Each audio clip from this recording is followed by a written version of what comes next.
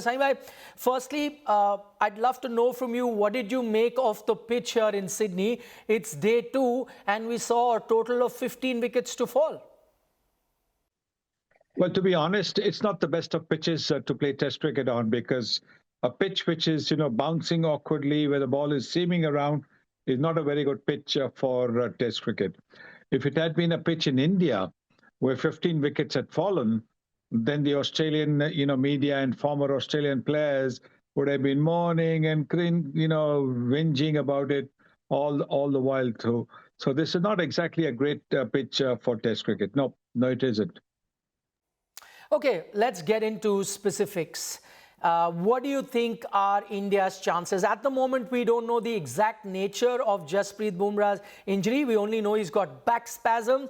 But if Jasprit Bumrah is not playing, let's take into account the worst case scenario. If Jasprit Bumrah is not playing on the third day of this test match, what chances are you giving India to level this series? Not too many, not too much chances, because without Jasprit Bumrah, it's going to be very difficult for India to win this test match. I'm not saying it's impossible, because, funny things happen in cricket. Prasidh Krishna, after having a disappointing first spell, came back brilliantly to bowl, to get rid of Jasprit, to get rid of Steve Smith, and then to get rid of Alex Carey. So, yes, I think if he bowls the way he did, then maybe he can be effective. But you need Bumrah for that initial breakthrough. And, Mohammad Siraj and Prasidh Krishna will probably not be the same effect that Jasprit Bumrah will bring in.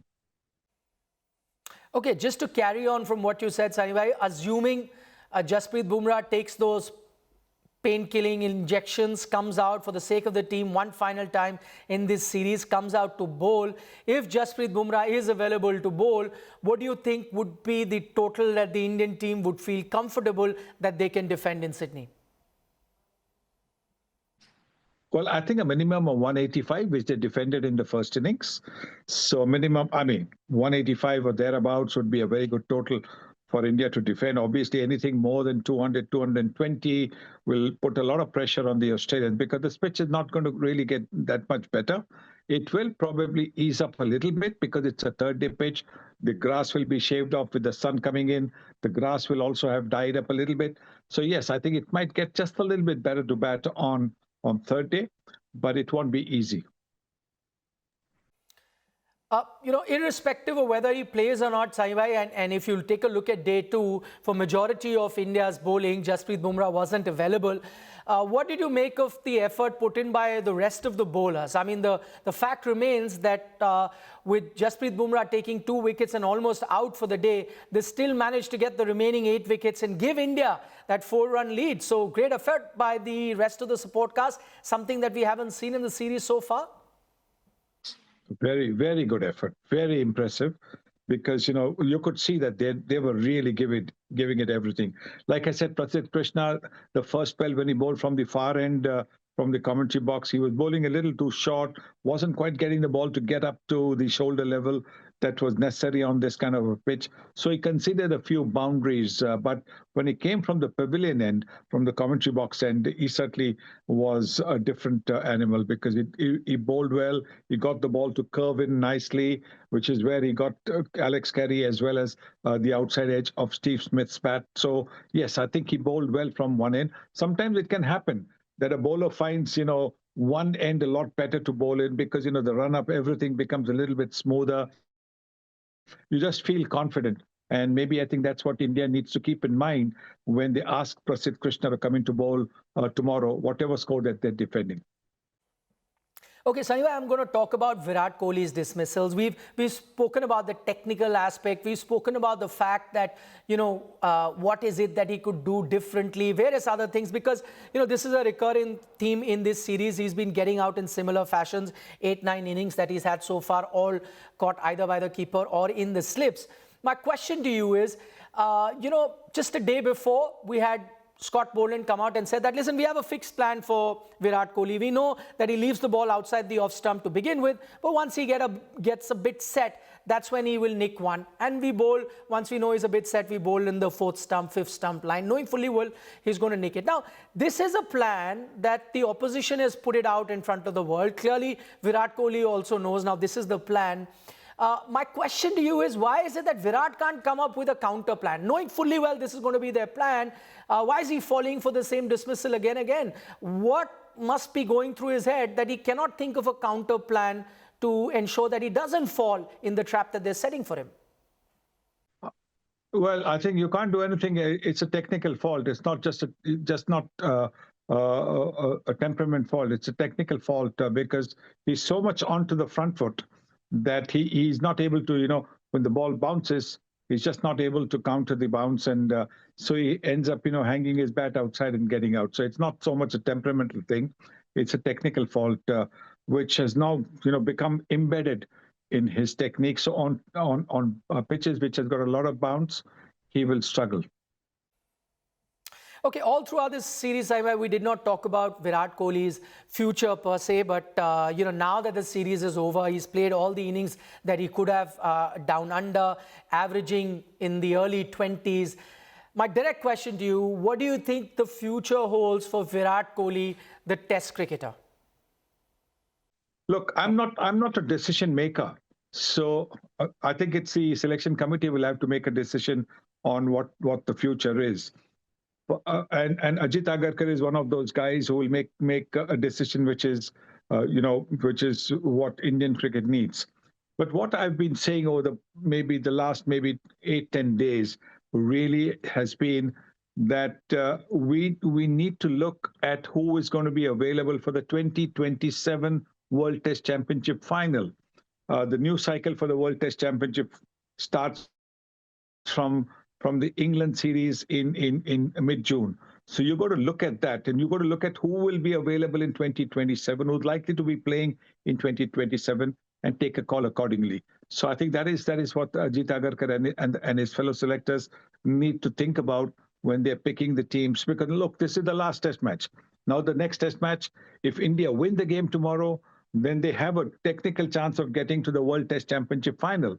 And then after that is the tour to England. So I think that's what they need to look at, who will be available for the 2027 final. Or more than available, who they think will be still selectable for 2027. Moving away from Virat, the highest scorer for India, Rishabh Pant, 61 is what he got, which is why India are in a position that they could at least think of a win here in Sydney. What did you make of Pant's innings today? Well, I think it was a knock which is something what you would expect from Rishabh Pant, the way he plays. What I liked about the knock was the fact that he was playing in front of the stumps. Front of the stumps, he's got the power, he's got the timing, and he can hit the ball a long distance. It's when he's looking to play the premeditated shot, which is the scoop or the reverse scoop, that he can get into trouble, because he doesn't really have the kind of control over the shots like the front of the wicket shots are. And so his knock of 61 is actually what has got India to this current total. So without that knock, I think India probably wouldn't even be 100 today. So I'm just wondering whether this probably should have been the approach, the kind of approach that Pant showed, ultra aggressive. This could have been the approach by the rest of the Indian batters.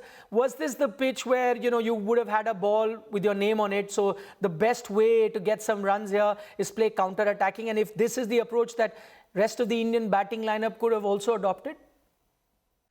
No, I don't think so. I think this is the negative way of thinking that, look, my any ball will have my name on it. You have to be playing the game which is your normal game. What Rishabh Pant played was his normal game, when he goes down the pitch and plays the lofted shot, when he plays the flick shot, when the ball is angled into him. So that's a normal game for Rishabh Pant. For KL Rahul to try and play that shot on the up, which is not his normal game, lost his wicket. For Shubman Gill, going down the pitch to Bo Webster, the first ball that he bowls, it's not a normal game. And they got out. You've got to play a game that you know which is best suited for you and for Test cricket. And if you don't play that, that's what's going to happen. The moment you start thinking, oh, any ball is going to get me out, so let me go and try and get as many runs as possible, you're going to be failing more often than not, and that's exactly what's happened with some other players. Even Nitish Reddy towards the end. I mean, 16 minutes left before the end of the day's play. What are you looking to hit a boundary for? At that particular point of time, your main aim should have been to keep your wicket so that you're there for the next day. If Nitish Reddy had still been batting at the end of the day, you could have said, India's had a very good day. Saimbai, we heard it from the horse's mouth, Rohit Sharma himself telling the world that this was a decision that he took in the best interest of the team. He thought that if he sits out, because he's not been in form, it'll only help the team perform better in the final test match. Now, that is something that we seldom see from a lot of players, let alone a player of the stature of Rohit Sharma. What do you make of his gesture to put the team ahead of his self-interest? Well, look, I think it's probably the first time that you've had a situation where the Indian captain has decided that he wasn't in good enough form to warrant a place in the playing 11. So this is something unusual that we have seen in Indian cricket. And like he explained, that it's the informed guys that needed to be there. The guys who are more likely to score, or more likely to take wickets, is what they wanted in the team, because this is the deciding game. India win this game, they give themselves a very good chance of qualifying for the World Test Championship final. So it was pure and simple, that kind of thinking that made him say to himself that he hadn't been batting well, not just in Australia, but even in the test against New Zealand. He hadn't scored too many runs. So he thought that it's best to make way for somebody like a Shubman Gill, who had batted well in Adelaide and who could get you a few runs. The other thing, Saimbai, that Rohit has made very clear here is that, people may say whatever they'd like to, but in his mind, he still has a future in Test cricket. Who knows when his, form comes back. So he's keeping that door open. What I'd like to know from you, that is, or if Rohit Sharma rather would want to make a return because he's dropped himself, he's not in form, and how does he come back into the 11 without playing any cricket? What do you think should be the blueprint for Rohit Sharma to chart a return into the test match team? Well, there's not much of 4-day games that are available. But if there are any 4-day games available, like the Ranji Trophy, if Mumbai do qualify for the knockout stages, he should be looking to play some matches for Mumbai. I know it's a little bit unfair on some of the boys who've been playing in the initial, the qualifying stages, for them, one of them to make way for Rohit Sharma. But in the larger interest of Indian cricket, I think if there is a spot over there, there's a place for him to play, I think he should be doing that, because that's the one way that he will be giving himself time out in the middle. It's not just about, playing 15, 20 overs or 35 overs in a 50 overs game. It's about, batting for a whole day, batting for 4.5, 5 hours and getting a big score. That is what is going to give him confidence for the test matches. Right, finally, Saimbai, before we let you go, a word on the wrecker-in-chief for Australia, Scott Boland again. Do you think he is the best fast bowler in the world at the moment who does not make the first choice 11 of any test team? We know that he only plays when a Hazelwood is not available. Can you think of anybody else as good as him who has to actually sit on the bench and only gets a chance because of an injury in world cricket at the moment? Well, listen, the best fast bowler in the world is Jasprit Bumrah. So let's not get away from that. But whatever opportunity Scott Boland has got, he's grabbed them with both hands. He's what you would call a real professional bowler who bowls a very good tight line around the off stump, around the off stump and the fourth stump, making the batters play just about every delivery. Doesn't give them too many loose deliveries, excepting, for somebody like a Rishabh Pant who'll go step down the pitch and smack him for a 6. But it doesn't give any boundary balls to the batters. And so it's very difficult to score off on a pitch like this, which has got a lot of grass, which has got some bounce in it, and it's not the best of pitches to be a batter on.